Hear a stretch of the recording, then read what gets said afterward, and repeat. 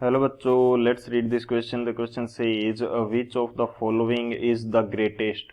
Option first rolling friction, option second sliding friction, option third limiting friction and option fourth none of these. तो इस question के अंदर हमें बोल रखा है कि किस फ्रिक्शन की जो वैल्यू है वो सबसे ज़्यादा होगी. तो बात करते हैं हम लोग की कंसेप्ट की यदि बात की जाए तो की कंसेप्ट हमारे पास क्या हो जाएगा इस क्वेश्चन के लिए. की कंसेप्ट फर्स्ट ऑफ ऑल हमें ये पता होना चाहिए कि फ्रिक्शन फोर्स होता क्या है. फ्रिक्शन फोर्स वो फोर्स है जो कि किन्हीं भी दो ऑब्जेक्ट्स के बीच में जब मोशन होगी तो उस मोशन को या कह सकते हैं कि उस मूवमेंट को अपोज करने वाला जो फोर्स है वो फ्रिक्शन फोर्स होता है. एंड हमारे पास फ्रिक्शन फोर्स के डिफरेंट टाइप्स होते हैं जिनमें limiting friction, rolling friction, sliding friction, ये उसकी क्या है डिफरेंट टाइप्स हैं. सो हम यहाँ पे डिस्कस करेंगे सबसे पहले फर्स्ट की कंसेप्ट के अंदर लिमिटिंग फ्रिक्शन को. सबसे पहले हम बात करते हैं लिमिटिंग फ्रिक्शन. लिमिटिंग फ्रिक्शन हमारे पास क्या होगा, ये वो मैक्सिमम फ्रिक्शन फोर्स है जो डेवलप हो सकता है बिटवीन टू सरफेसेस जब हमारे पास वो सरफेसेस क्या होती हैं उस पॉइंट पे होंगी जब जस्ट हमारे पास मूवमेंट स्टार्ट होने वाली है. यानी कि मूवमेंट स्टार्ट नहीं हुई है लेकिन ऐसी कंडीशन है कि जस्ट वो मूवमेंट क्या है स्टार्ट होने वाली है, तो जितना मैक्सिमम फ्रिक्शन डेवलप हो सकता है उस वैल्यू को क्या बोलेंगे, लिमिटिंग फ्रिक्शन हम बोलते हैं. तो यदि स्टेटमेंट के रूप में मैं बात करता हूं तो ये मेरे पास क्या होगा, द मैक्सिमम फ्रिक्शन. यदि मैं इसको स्टेटमेंट के रूप में लिखता हूं तो ये मेरे पास क्या होगा, the maximum friction that can be developed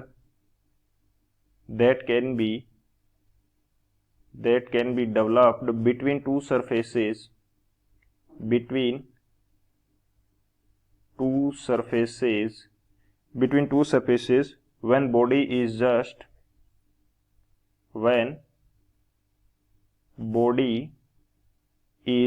just on the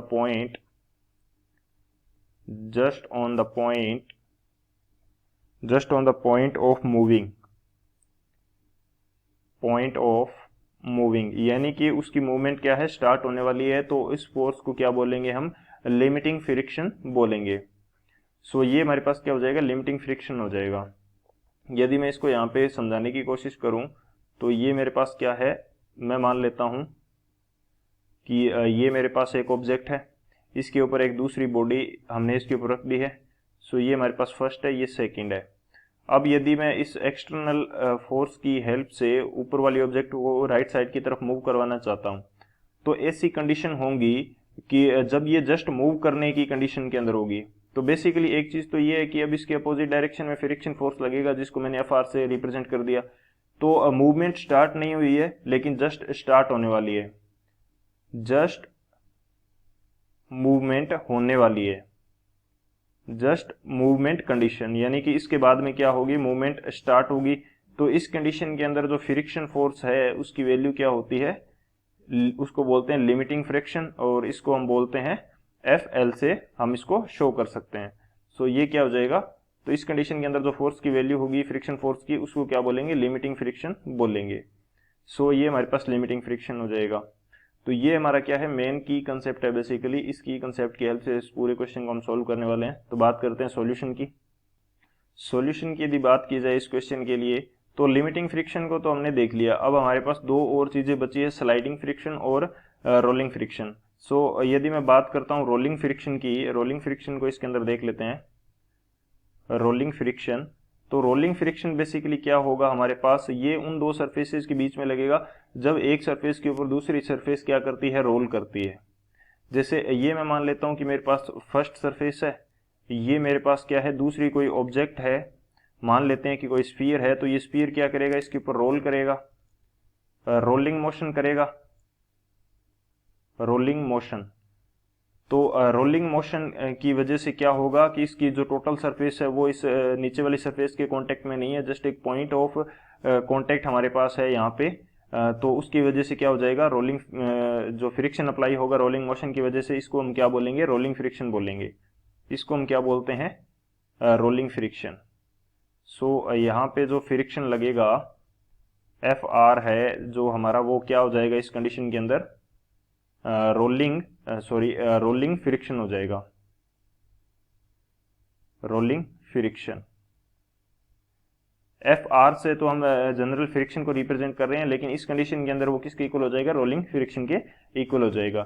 इसी तरह से यदि स्लाइडिंग फ्रिक्शन की बात की जाए, स्लाइडिंग फ्रिक्शन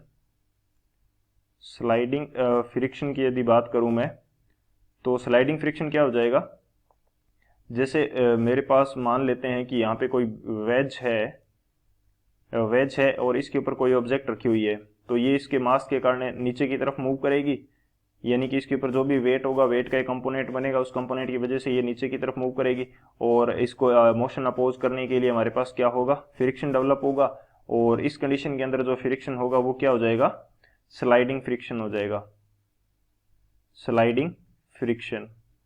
ये जस्ट मैं एग्जांपल से आपको समझाने की कोशिश कर रहा हूँ। इस कंडीशन के अंदर फ्रिक्शन क्या हो जाएगा, स्लाइडिंग फ्रिक्शन। क्यों, क्योंकि ये ऑब्जेक्ट जो है वो इसके ऊपर क्या कर रही है, स्लाइड कर रही है।